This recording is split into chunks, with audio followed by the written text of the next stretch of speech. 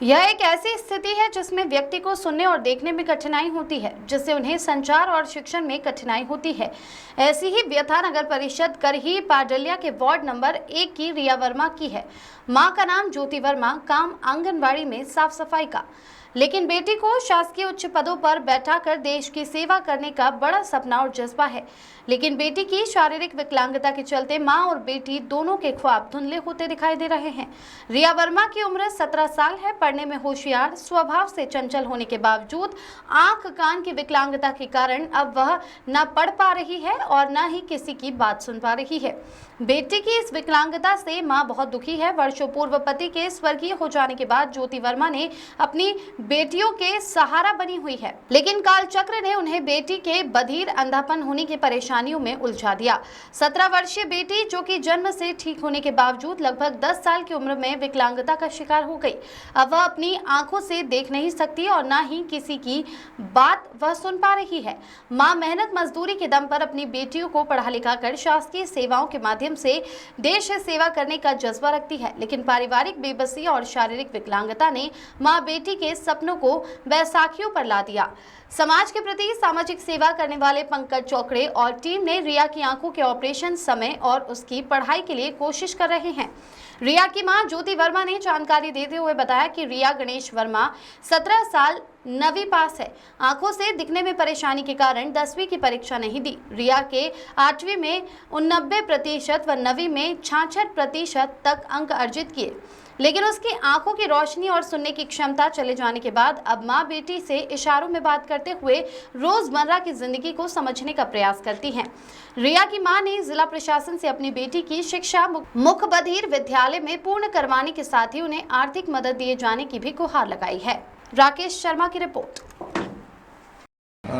सरकार अगर आपको मदद करती है तो रिया की क्या ख्वाहिश थी कि वो कलेक्टर बने या डॉक्टर बने या कोई भी जो उसका बचपन में आपको बताती हो, क्योंकि पहले वो सबसे पहले तो देख भी सकती थी, सुन भी सकती थी। हाँ। और कुछ समय पहले सुनना बंद हुआ और उसके बाद देखना बंद हुआ। हाँ। तो क्या बोलती थी पहले ये बोलती थी कि मैं पढ़ लिख के डॉक्टर बनूंगी। अच्छा। और गरीबों का मतलब इलाज करूंगी, अस्पताल ऐसा खोलूंगी जो जहाँ गरीबों का इलाज हो मुफ्त में, मतलब ये बताती थी बातें। इसकी पढ़ाई में क्या दिलचस्पी है? पढ़ाई में तो बहुत अच्छी है वो सर। आपने कब पार्षद को बताया कि इस टाइप से ये परेशान है और कब से मदद कर रहे पार्षद? ये जब मेरी लड़की को देखना बंद हुआ लॉकडाउन में, जब से ये लोग मेरी मदद कर रहे हैं पार्षद वगैरह।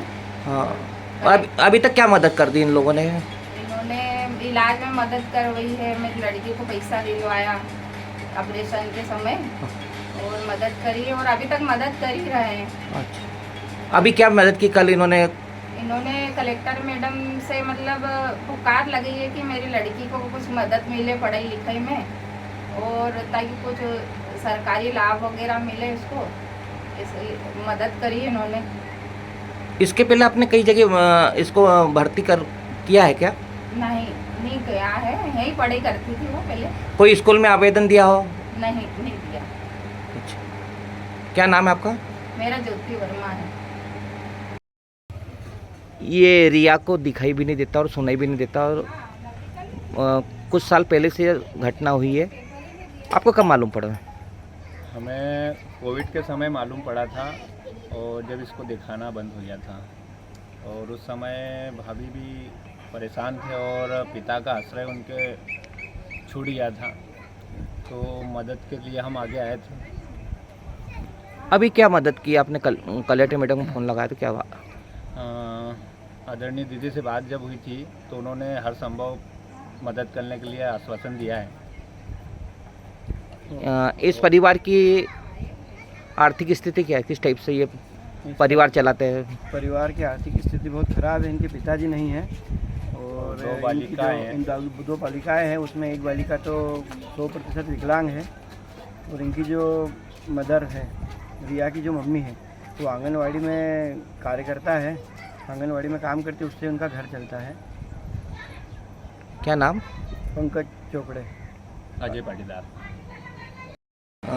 सरकार अगर आपको मदद करती है तो रिया की क्या ख्वाहिश थी कि वो कलेक्टर बने या डॉक्टर बने या कोई भी जो उसका बचपन में आपको बताती हो, क्योंकि पहले वो सबसे पहले तो देख भी सकती थी, सुन भी सकती थी, हाँ। और कुछ समय पहले सुनना बंद हुआ और उसके बाद देखना बंद हुआ। हाँ। तो क्या बोलती थी पहले ये बोलती थी कि मैं पढ़ लिख के डॉक्टर बनूंगी अच्छा। और गरीबों का मतलब इलाज करूंगी, अस्पताल ऐसा खोलूंगी जो जहाँ गरीबों का इलाज हो मुफ्त में, मतलब ये बताती थी बातें। इसकी पढ़ाई में क्या दिलचस्पी है? पढ़ाई में तो बहुत अच्छी है वो सर।